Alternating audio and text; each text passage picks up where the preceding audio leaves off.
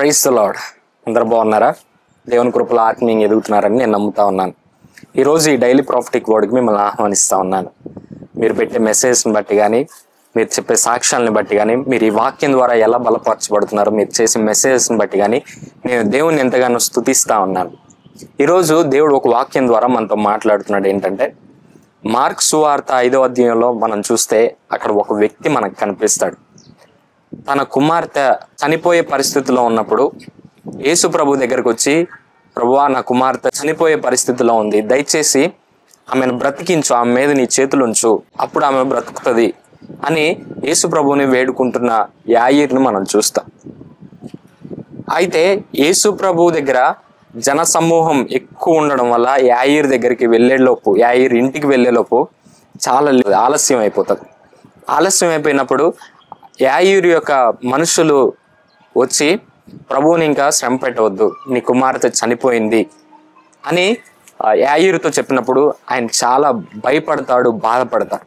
అయితే యేసు ప్రభు అక్కడ యాయీరుతో ఒక మాట అంటాడు. ఏమనంటే, భయపడకు, నమ్మిక మాత్రం ఉంచు అని యాయీరుతో యేసు ప్రభు మాట్లాడతాడనమాట.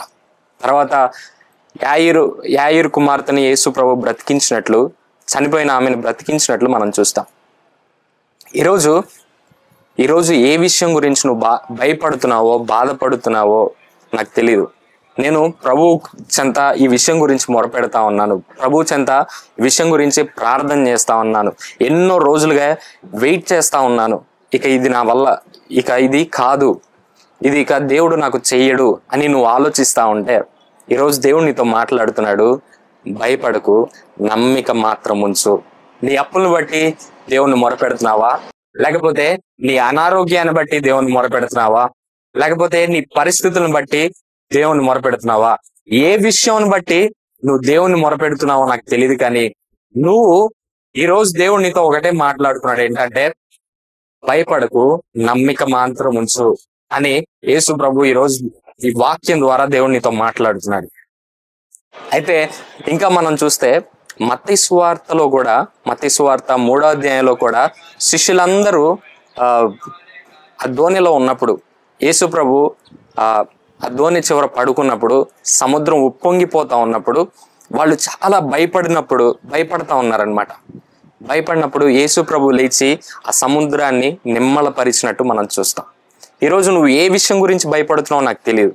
ఏ విషయం గురించి బాధపడుతున్నావో, దాని గురించి నిద్ర లేకుండా ఆలోచిస్తున్నావో, నిద్రపోకుండా ఆలోచిస్తున్నావేమో ఒక విషయం గురించి, ఎలా ఈ అప్పులు కట్టాలి, ఎలా నేను ఈ సమస్యను దాటాలి, ఎలా ఈ పరిస్థితులు, ఈ తుఫాన్లు నేను ఎట్లా ఎదుర్కోవాలని నువ్వు ఆలోచిస్తుంటే, ఈరోజు దేవుడు నీతో మాట్లాడుతున్న మాట, భయపడకు.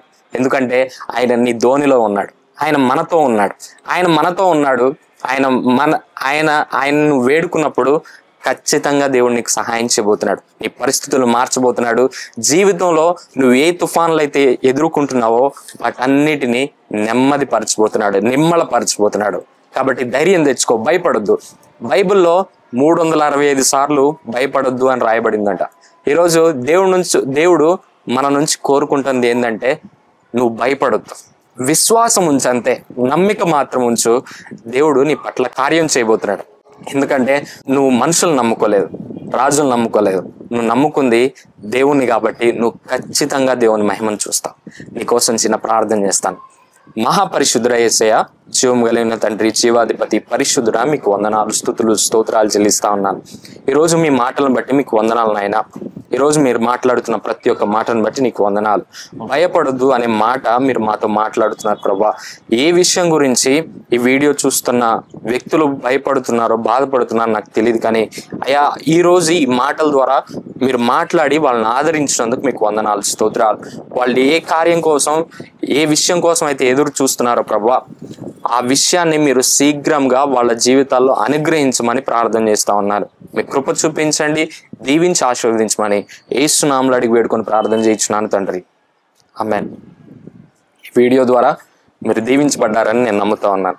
వీడియో ద్వారా మీరు దీవించబడ్డట్టయితే, ఈ వాక్యం ద్వారా దేవుడు మీతో మాట్లాడినట్టయితే, ఈ వాక్యం మీరు వినడమే కాదు, ఈ వాక్యాన్ని మీరు అనేక మందితో షేర్ చేయండి. వాళ్ళకి ఆదరణ కలిగిస్తాయి. వాళ్ళకి ఆదరణ కలిగించే మాటలు మీరు షేర్ చేసిన వ్యక్తులుగా మీరు ఉంటారు. కాబట్టి ఈ మాటల్ని, ఈ వాక్యాన్ని ఈ వీడియోస్ని మీరు అనేక మందితో షేర్ చేయండి. ఈ మినిస్ట్రీ గురించి కూడా మీరు ప్రార్థన చేయండి. దేవుడు మిమ్మల్ని దీవించబోతున్నాడు. మన సోషల్ మీడియా అకౌంట్స్ను కూడా మీరు ఫాలో అవ్వండి. Thank you. God bless you.